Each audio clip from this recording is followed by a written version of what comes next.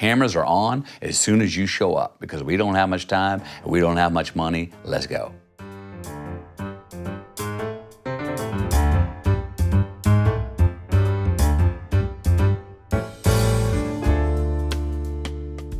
Take a seat on my left side here in the little living room.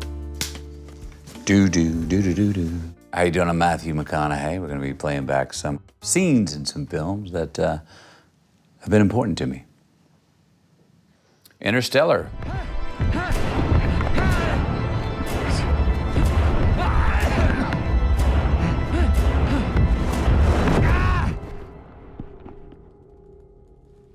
Ooh.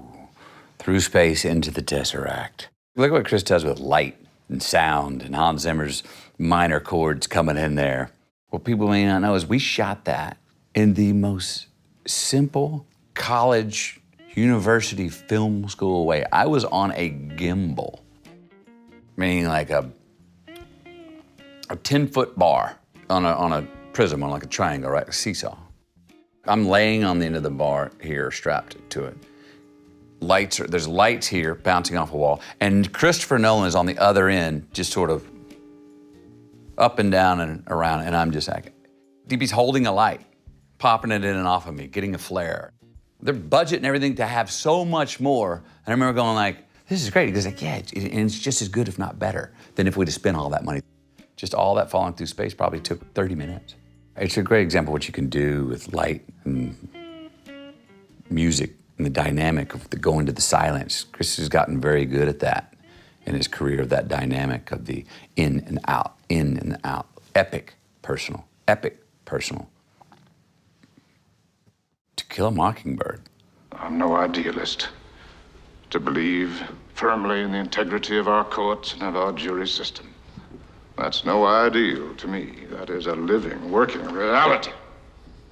The justice system has always more than intrigued me. You can make all your arguments and you can have as much logic as you want, but in a closing argument, you still need to tell a story that will speak to the heart of the jurors. It's a performance. I'm not saying he's faking it, but he's performing. He's painting the pauses, the stops. He's letting things sit. There's quiet moments where the feelings got to come through, the emotions coming through, even though he's saying, just stick to the facts.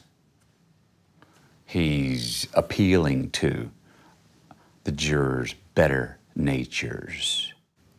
Oh, I was going to be a defense attorney. Dropped out of law school, or dropped out of on my path towards law school. Called my dad, said I wanted to go to film school. Thought he was going to go crazy and say, what the hell are you talking about? Thank goodness he said, don't half-ass it. I'm glad that I didn't go to law school, but I'm very happy I've gotten to play a few lawyers on screen.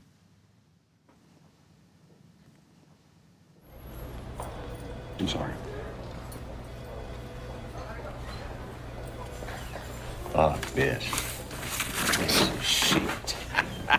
Fucking 30 days, motherfuckers. Let me give you a little news flash. There ain't nothing out there can kill fucking Ron Woodruff in 30 days.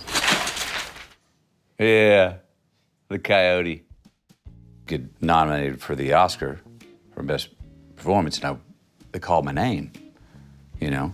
In the career that I've chosen in the craft of acting, that's the gold standard where my peers deemed my performance the most excellent that year. That means a lot, and that meant a lot, you know? I remember we shot it in less than a month and for less than $5 million. And I remember showing up on set that first day. I pulled up in my car and I got out of the car as Ron Woodruff, and son of a gun if Eve didn't have the camera on his shoulder, getting out of my car, which my car wasn't even period, but it was like, cameras are on as soon as you show up because we don't have much time and we don't have much money, let's go. You know, at that time, when this was shot too, HIV was still like, you know, what are you talking about? It's almost like you're picking a fight. Denial can be necessary for survival, and that's him denying. One, I don't have what you say I got. And don't you say I got it again, or I'll knock your fucking block off.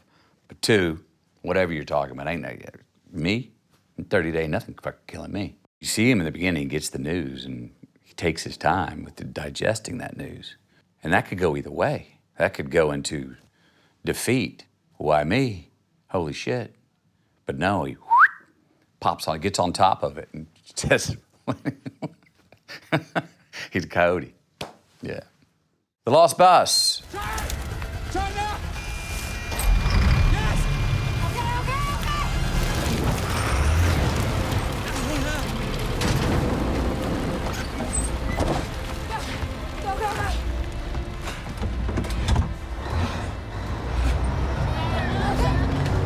Get down! We're going through the fire!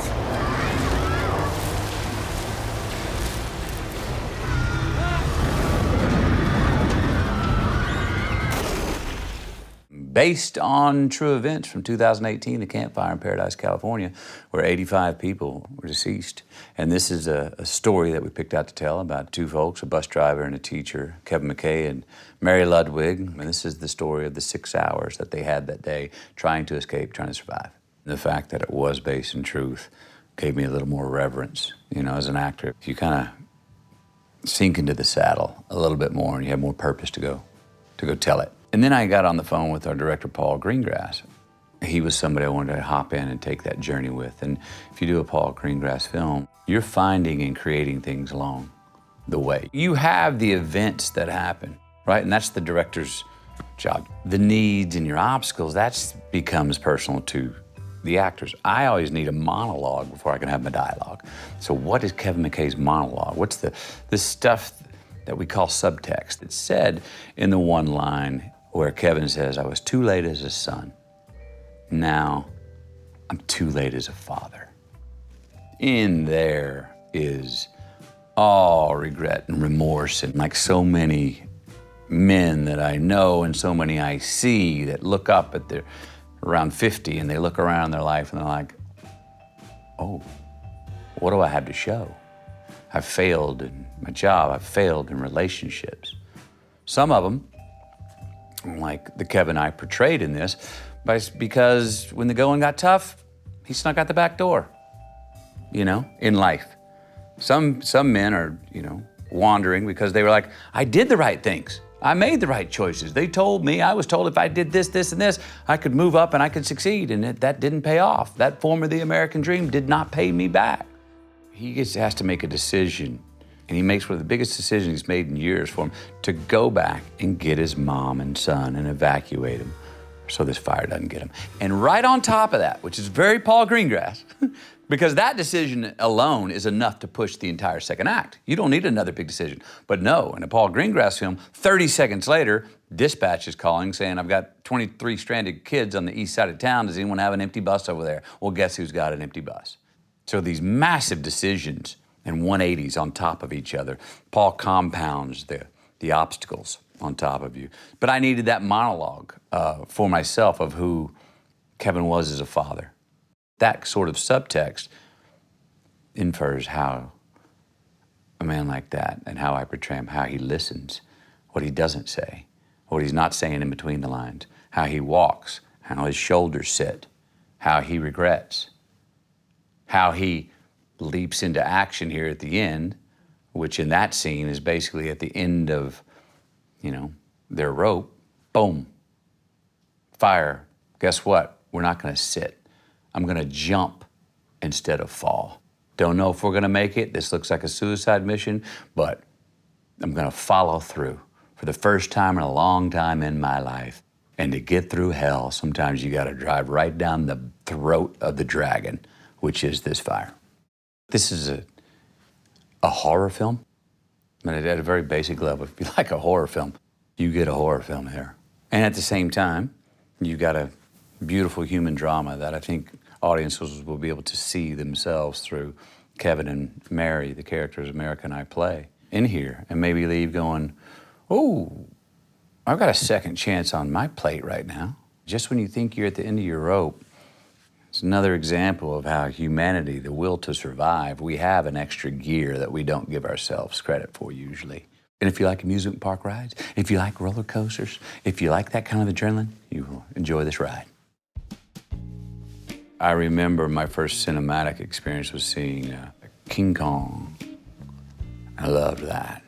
Now, my son and I, he just got to the age where I felt at 16 where I could turn him on to one of my favorite films and watch it with him, and he could handle the material. You want to see some really good filmmaking? You want to see some really good performances? You want to see a really fun movie? Let's watch Boogie Nights, Paul Thomas Anderson. And we had a great time watching that film. And so we talked about, does he understand how that's great storytelling? Does he understand how not every director and not every movie on the same subject is the same quality? That's high quality. Do we understand why? That experience was really fun to sit with him and then afterwards have all these discussions. One film I think everyone should watch at least once. Oh, shoot. Let's go ahead and go with Raising Arizona, because everybody could use a good laugh and be reminded that if we're not sure how to respond, make humor the default emotion.